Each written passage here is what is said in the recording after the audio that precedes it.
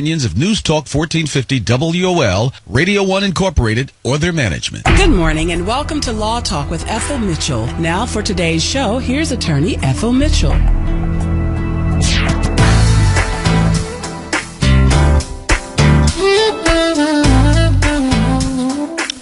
Welcome.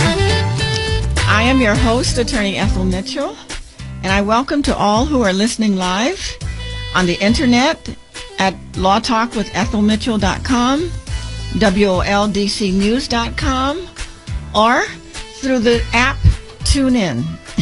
This and all programs are archived at LawTalkWithEthelMitchell.com. If you want to be added to our weekly e-blast, you can email me at ethel@LawTalkWithEthelMitchell.com, and I will put you on the list to send you the e-blast each week that will tell you what we're going to be talking about, who our guest will be, and what's coming up in the future. I'm delighted that you are joining me in our discussion on the law. This is part of my continuing series on the law as it impacts churches and nonprofits. I have with me in the studio attorney Erika Cole, an expert on church law. In fact, she's called the church lawyer, church attorney. And good morning. And she does a church compliance conference each year that we will learn more about during the program. Now, as you always hear me say, the law is a powerful force in our society. It can help you and it can hurt you. The more you know about it, the more you can use it for your benefit. This program brings you professionals who work with the law every day, because my aim is to empower you and to empower our institutions. The church is a very important institution in our communities, and the stronger we can make our institutions, the stronger we make our communities. Last week, in a very informative program, we explored the kinds of legal issues that confront churches with Reverend Dr. Michael Chambers. Next week, on April 19th, Attorney James Montgomery, a tax expert, will cover tax issues faced by churches, the requirements of a 501c3 application, when you need that designation and when you don't need it. And then on April 26th, Attorney Antonio Arocho will talk about his experience as an attorney who specializes in forming nonprofits and charities, and as former executive director of the National Hispanic Bar Association. Today, the church attorney, Erika Cole, will discuss some of the matters that she covers in her church compliance conference scheduled this year for September 25th, 2014. Write that down if you're interested, and we will give you information on how to find out about it and how to register. Today, my executive producer, Stacy Royster, is not with us. She's at the National Action Network meeting in New York with Reverend Al Sharpton. You can still call us, though, at 1-800-450-7876. That's 1-800-450-7876. And don't forget to like us and share our information on the Facebook page, Law Talk with Ethel Mitchell. I must remind you that whatever you hear on this show is for information purposes only. No attorney-client relationship is established by anything that is said.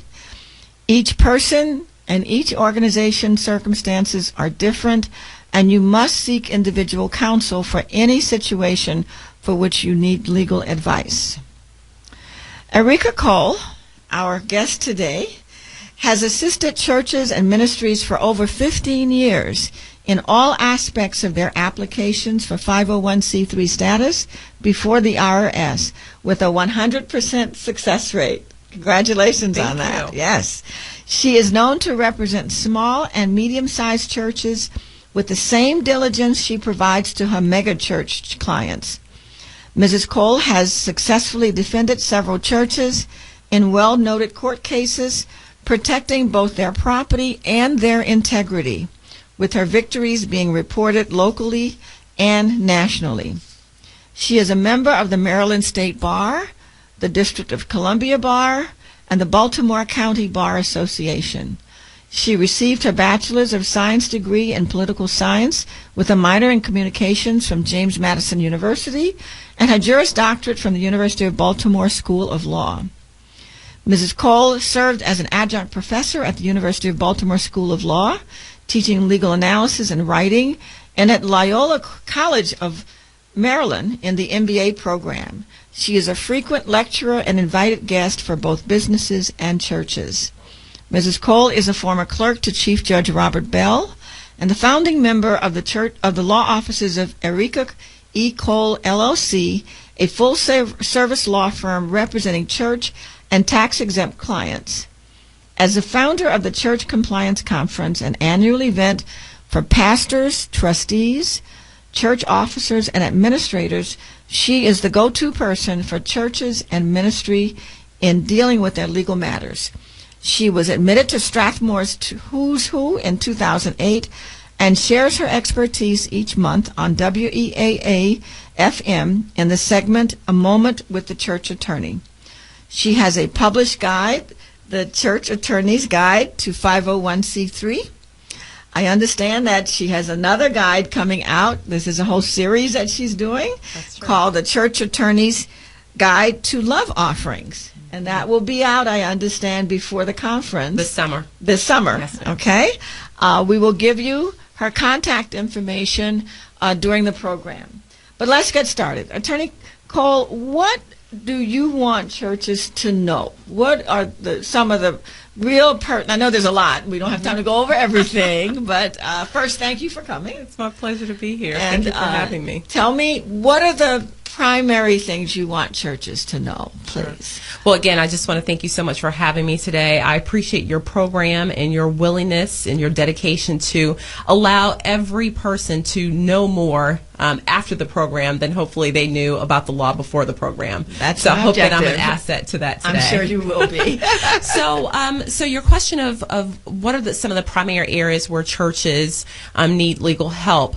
I will say that our firm has the great blessing of representing churches, everything from the pastor that might call and say, I have a call in my heart to be a pastor, but what do I need to do legally? Mm-hmm. Everything from that to churches that have been around for hundreds of years to perhaps an entire denomination that has churches throughout the nation that seeks our services for general counsel. So the needs, as you could imagine, for each of those kinds of organizations varies greatly. But we do everything from soup to nuts. So the issues that we see might be for that new pastor, what do I need to do to get started? So we're talking about formation. So your articles of incorporation, where to incorporate based upon where you will physically be serving, to preparing the bylaws, that's that internal governing document. How are we going to operate from day to day? To the conflicts of interest policy, that's specifically for the board, to helping them with the board of trustees, even and making sure that we have board composition that meets the IRS standards so that we don't have any issues going forward. So, and then if you're an existing organization, the laws change, as you know, every year. Our assembly for Maryland just wrapped up just a few days ago. Yes. And so every year the laws are changing. We're getting new laws that may impact a church's functionality. So you've got to make sure that you're keeping up with these things on a regular basis, and that's where our office comes in, because we know that pastors have a heart to lead, to give, to be in service and fellowship of their ministry. And what we hope we're able to do is lift any burden that would be associated with these temporal affairs, like dealing with the IRS or other state institutions or other kinds of matters that involve legal issues. We hope that we can help with that area. Then tell me, what are the specific areas that anyone, pastor or board of trustees, elders, need to know about if they're in a leadership position with the church? That's a great question, because the big thing is, if you're in a leadership position with the church, that means you are a fiduciary. And you know that. Explain. I know what that means, but explain to my listening audience, what does it mean to be a fiduciary? A fiduciary means that you hold a role that is a role that means that you're a responsible person for that organization. Okay. So when you serve in that role of responsibility, the law is going to see you as having particular obligations. So that's that's why we really want to make sure that all leaders understand what their legal responsibilities are. So for that reason, we actually train Board of Trustee members. We will come in and provide a training to a church's Board of Trustees so that they understand there is a code in every jurisdiction that says these are your duties. And the Internal Revenue Service, as you know, which surpasses every state jurisdiction, but it means that it applies to every state. There are certain regulations that apply to the board. So we're able to come in and actually train the board so that they understand what those rules are and help the leadership, because we know that the leaders have vision. I mean, that's the nature of being a leader. And we hope that those other supporting leaders can help move that vision forward. But we want to do it in the right way. Right. So you're saying that if you're a listener and you're on the Board of Trustees, or you are in a position of leadership in a church, there are certain specific leadership obligations that you need to know about. That's true. And you need to do. Yes, because unfortunately, a lot of times I always use the quote, nobody calls their lawyer just to say good morning, right? Yes. Normally they're calling you because there's some sort of problem. So what we're hoping we're able to do is help train those individuals so they can identify their requirements, so that they can follow those things, so that they're not issues that will come back, unfortunately, and bite them individually. Because we see that now in the litigious society that we live in, people, when I grew up in the church, nobody would sue a church. Right. Nobody's going to sue a church. But we're way past that now. People will sue the church. And then also, when I am served on behalf of the churches that I represent, if God forbid something happens in that way, they not only sue the church, they sue that leader, usually the pastor individually, and they sue the board members individually. Oh my God. So there are instances where that is, we would say, the corporate veil. That means that you can actually, that individual can have liability. Yeah. And so when you talk about areas, ignorance is not bliss in what we do. And it's no excuse under the law. It's no excuse under the law. So we want to make sure that those leaders, normally they serve because they just have a heart to help, right? Right. But they don't understand that when you sign on the dotted line to take that leadership position, there are legal responsibilities that automatically attach. I'm sure a lot of people don't know that. Yeah. They really don't know that, unfortunately. What kind of corporate documents does a church need to have, and what do you see when you go to many churches? Well, we actually do what's called a legal audit. Churches will engage us to do a legal audit so that we can look at their basic corporate documents. And if they want to do a basic legal audit, then that's going to include the articles of incorporation. That is the initial formation documents. A lot of churches will call that their charter. Okay. And that, as you know, is actually filed with the Secretary of State in whatever jurisdiction they're in. Right. We'll look at their bylaws, which again is an internal document. That is a document that governs how we operate internally. Your governing board, whatever you call that, whatever title you put on that. Some churches call it a board of directors, some churches call it a board of trustees, but the law just references a governing board. That is the board that has the legal authority to act on behalf of that religious corporation, on behalf of the church. So we're going to look at that because that internal document really should be, I say it starts with B for bylaws. It should be boring. It should be, but it should be the thing that includes things like what's a quorum? How often do we meet? How do we determine when elections happen? How do we know if a vote has passed? Is it by a majority? Is it a simple majority? Is it 51%? Is it 2/3, etc.? So that should all be in your corporate bylaws.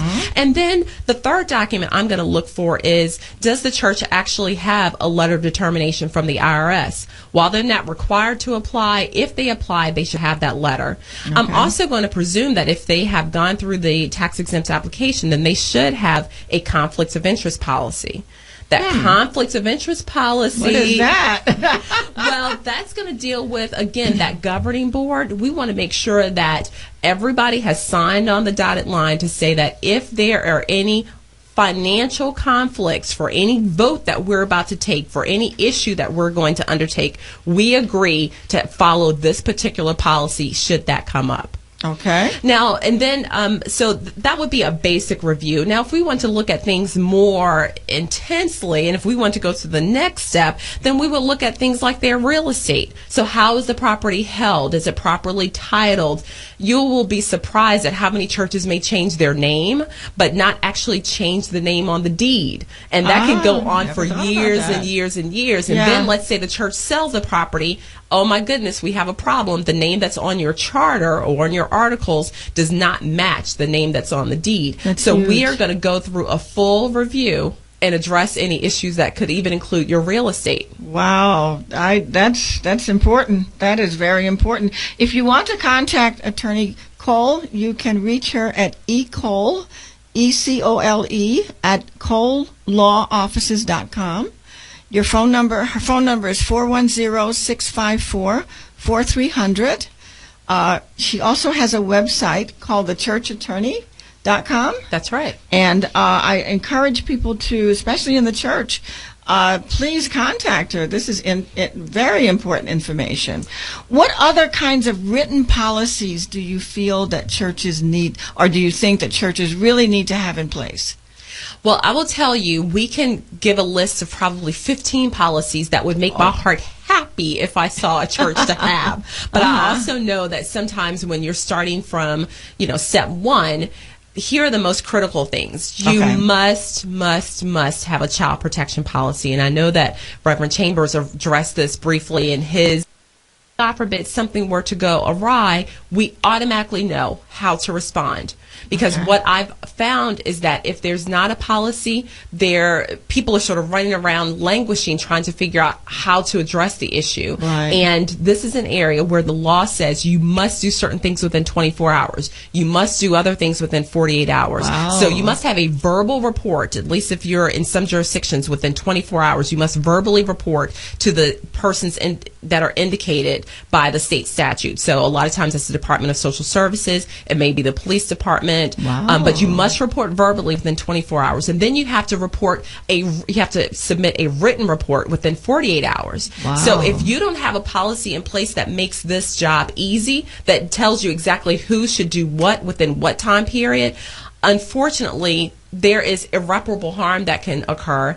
And again, I hate to go back to what we mentioned earlier, but what I've seen before is that if, God forbid, something poorly happens in this area, then the lawsuit is often against the church broadly, as well as those individuals perhaps that should have acted. So it's very important to have a child protection policy. Okay. The second policy that we would mention is to make sure, which we mentioned earlier, have the conflicts of interest policy. That's an internal policy to make sure that if there's any financial conflict that could come up related to the people who are in leadership, then we agree to disclose and then handle that conflict appropriately. Okay. We also want to make sure that we have a counseling policy in churches. Counseling? Really? A counseling policy. What does that mean? As you can imagine, a lot of times in churches, counseling is one of the primary areas that we seek our leadership to do. You go to minister for. You go to pastors for counseling. You're right. So it could be counseling that's related to marital counseling. It could be counseling that's related to an individual problem. But we want to make sure that we have a counseling policy that says if a person comes for counseling, it is biblical counseling.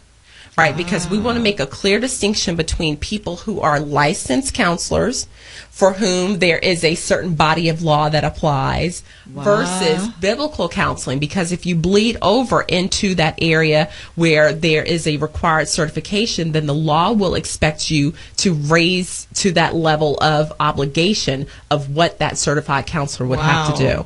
So this has been an area, unfortunately, we've seen a lot of lawsuits throughout the nation. A lot of the insurance companies that we're aware of that represents churches will say, you need to look at this. You need to make sure you have your church has a counseling policy, because a lot of these things can affect the church's insurance. Yeah. In fact, if you don't have some of these policies in place, insurers are now dropping churches to say, if you don't have for example, a child protection policy, after all the things we have seen, after all the things that have happened, then we're not going to insure you because it's too expensive. Wow. Attorney Cole, tell us how, a lot of churches say they can't afford a lawyer. I mean, let's be real. They say we can't afford a lawyer. We can't pay you to do all of this. What is your response to that? What would you say to them with reference to that? So, for example, one of the things that we offer is the Church Compliance Conference that you mentioned earlier. Yes, our firm actually hosts, this will be our 7th annual Church Compliance Conference. Yeah, it's right here in the area. It's at the Camelot in Upper Marlboro, and it's very reasonably priced. Can I say the price? Yes, you can say the price, so it's $159 to attend the conference. That's the early registration fee. And there is not a lawyer you can go to and get a full day's information. This is a full day conference from the morning until the afternoon. It's over 8 hours of expert speakers who are addressing issues of church compliance. So the things that I'm talking about today that we have a short time to talk about, you'll have a whole day of hearing expert speakers deal with issues in the law that are current and critical. So do you mind if I mention some of the topics? No, please do. Okay. Please do. Some of the things that we'll address this year is mental health, the church, and the law. Wow, that's big. That's big. That's real big. So, unfortunately, what we've seen a lot of times that the mental health issues bleed over into the church, and leadership doesn't quite know how to handle it. What can they do? What can't they do? Right. So we'll talk about that at the conference. We're going to talk about who owns the pastor's sermons and why this matters now. Wow, I never even thought about that. That could be huge. Well, that's copyright, especially in the day of television and all. Yes. So we're talking about copyright. So a lot of times pastors will preach a message, and then that will go on another form of copyright, right? Because it'll go on a CD or DVD, and it'll be sold that way. Yes. Exactly. And then also a lot of those series of messages will be put in a book and sold. So there are all these areas, and plus, as you mentioned, television. Yeah. So it's a big area, and unfortunately, it's really unraveling, and we've got to make sure pastors are prepared. So who owns the pastor's sermons and why this matters? Okay. We'll talk about recent changes in the law and how it affects churches. We'll talk about pastoral compensation and benefits. What you need to know. Yeah. Yeah. Reverend Chambers really talked about that a little bit. Yeah. That's good to know that you can employment contracts and things like that. That's important. Yeah, and housing allowance and all those things, again, that's really important. Both blessing and liability, how volunteers can hurt your church. We talked a little bit about that on your program just now, on how those people who serve on the board as volunteers, but there are rules that apply to this, so we want to make sure that we're ready for it. And so there's more information on our website, as you said, churchattorney.com, but that gives them just a bit of an overview of what they can find. Also, our office is able to offer sometimes a flat fee basis, and we do bill churches on a reduced fee. So we're very sensitive to the reality that the money that's in the church is from people's tithes and offerings and donations, and so we are very sensitive and are good stewards in that way. That is wonderful. I mean, Attorney Cole, I hope my listeners are really, really paying attention here, and that anybody in this area who is in a church, your pastor, your ministers, your board of directors, your board of trustees, I guess you call them, would be willing to go to the conference, because it sounds like something that is a good bang for your buck, for one thing, it really is filled with great information. Thank you so much for coming on the program. Thank you for having me and telling us about all these different things. It's been delightful to be with you. Oh, yes. Attorney Cole, again, can be reached at ecole, that's ECOLE, at colelawoffices.com, and also at the churchattorney.com. You can reach her on Twitter at churchattorney1, the number 1. Is that correct? Yes. And her Facebook page is called The Law Offices of Erika Cole, LLC. Our Facebook is actually, it's at the churchattorney.com is on Facebook as well. Okay. So if they go to our Church Attorney page, they can immediately link to all of our social media. Okay. And then can they register for the conference there? There is a registration page that's up, and you can take advantage of the early registration. That is a $30 savings. So the sooner, and we do have limited space, so it's good for them to be there and make sure that they register before time's up. Before time's up. That's great. That is great. I am so thankful for you to for you to have come. It is really full of great information. I appreciate your invitation and the great work that you do with this program. So thanks for letting me be a part today. Thank you. I do want to say that I'm Ethel Mitchell. I do wills, trust, and estate planning. And as I mentioned to you when we were talking earlier, a lot of my involvement with churches is when people come to me and they want to leave money for churches. This is something that's dear to my heart because they can leave money for churches, for nonprofits, for charities, for schools, for any kind of cause that they want, as well as for their own children to be able to go to school. And I want to encourage people, as you all know, I do wills, trust, and estate planning. That is all I do. The name of my company is Wills and Trust, LLC, and you can reach me at 202-772-1988. What you will do, or what I find, is often people don't know quite how to leave money for their churches. A lot of times they really don't, and you can be very creative. It can be very simple. It doesn't have to be very complicated. You can leave a percentage of whatever is left. Yeah. Lawyers call that the residuary estate. That's right. And you can say, I leave 50% of whatever's left after I've given to everybody I want to give, my family, my friends, my whatever is left, you can leave a percentage of that to your any kind of charity, to your church, to anybody for that matter. But I've been doing that with quite a few people, and I am learning and seeing the result of that. Recently, I have a will that I did that we're going to have over $70,000 going to Howard, and another check going to So Others May Eat, because this lady decided that she wanted to give some money to somebody. She didn't know how much it would be. She didn't know, I don't think she even imagined she would have had that much money left over. But as I was telling you, people here have their homes, and so it is important for them to take care of that. So I encourage you to call me, Ethel Mitchell, at 202-772-1988. Contact me by email, and contact Attorney Cole. Make sure and attend her conference. And we look forward to coming back next week where we'll talk more about churches. I'll look forward to listening next week. Thank you. Thank you very much. This is Attorney Ethel Mitchell, and this is Law Talk with Ethel Mitchell. Have a good week.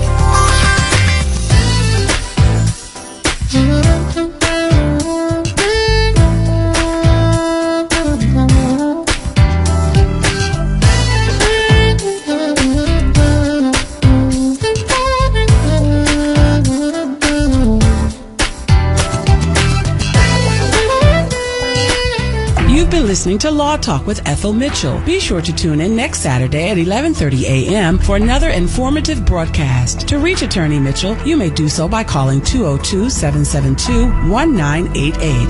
That's 202-772-1988. Or log on to her website, www.lawtalkwithethelmitchell.com. Listen up, Maryland, D.C., and Virginia. All roads lead to Washington, D.C. 3309 Bunker Hill Road, Mount Rainier, Maryland, bordering Washington, D.C. You are invited to the annual Black Holocaust Remembrance Day commemoration and Slavery Reparations Petition Signing Drive, Sunday, April 13th at 1 p.m. A reparations letter sent to President Obama and Congress will be shared with the community. All are invited. The black youth and the hip-hop generation, church elders, educators, college students, politicians, and community activists are to attend this great event. Also, all Christian preachers, Muslim imams, religious scholars, and historians are invited to hear this earth-shaking message. That's right, earth-shaking message. Black Holocaust Remembrance Day commemoration and Slavery Reparations Petition Signing Drive. For more information, call 301-651-2845 or go to www.tomyrepair.info. Then click homepage. It's Sunday, April 13th at 1 p.m. 3309 Bunker Hill Road, Mount Rainier, Maryland. In this station. 1450 WOL, Washington, D.C. and WPRS HD2 Waldorf, Washington. A Radio 1 station and worldwide. Don't complain about your cable bill going up and up and up. Do something about it. Grab a pen and jot down this special number. Call 800-891-4904. The more cable TV rates go up, the better digital satellite TV looks. Say goodbye to the cable guy and get more of your favorite channels in 100% digital quality for much less money. Call 800-891-4904. Sign up for packages starting as low as $19.99. Best of all, there's no equipment to buy. You get free HD TV upgrade, a free DVR upgrade, and free professional installation. You control what you watch when you watch it. Record your favorite shows, pause and rewind live TV, even skip the commercials, and watch local channels too. At just $19.99, what are you waiting for? Call 800-891-4904. Say goodbye to the cable guy. Cut cost and get more. Call today. 800-891-4904. That's 800-891-4904. Again, 800-891-4904. News1.com is breaking news for Black America. News1.com tells the stories we care about. Our community, our concerns, our world. Uncensored, unapologetic. News One is news from our perspective. One people, one voice. News1.com.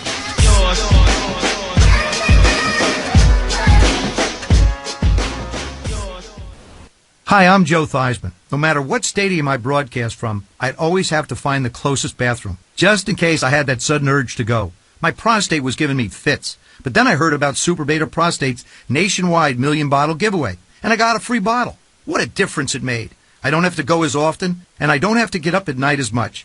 Now I wake up refreshed and ready to tackle anything. What's so special about Super Beta Prostate is that it's the most widely used supplement supporting a healthy prostate. Super Beta Prostate has sold over 5 million bottles, and it also has a trusted 10-year history, and it's all natural. There's no reason to accept the issues that come with an aging prostate. So get Super Beta Prostate today. Call right now when you learn how to get a free bottle of Super Beta Prostate. Pay only shipping and handling. Call 1-800-459-7640. That's 1-800-459-7640. Hurry, supplies are limited. Call 1-800-459-7640. That's 1-800-459-7640. In a moment, cancer changed our lives forever. At this moment, St. Jude Children's Research Hospital is saving lives with pioneering research and care. And we'll never have to pay St. Jude for anything, ever. At this moment, she wants to be in her own bed. I want to be back at school with my friends. I want to be outside playing. Please take a moment and visit stjude.org today.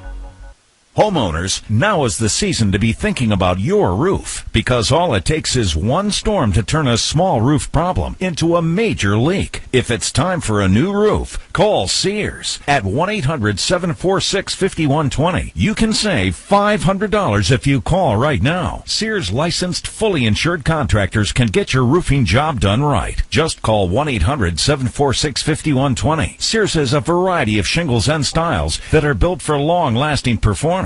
And you'll save $500 if you call now. So call Sears for a free in-home consultation. 1-800-746-5120. Hurry, offer ends soon. Not available in all states. Installation provided by Sears authorized licensed contractors. License information available upon request. That's Sears Roofing. Call right now and save $500. Call 1-800-746-5120. 1-800-746-5120. Sears.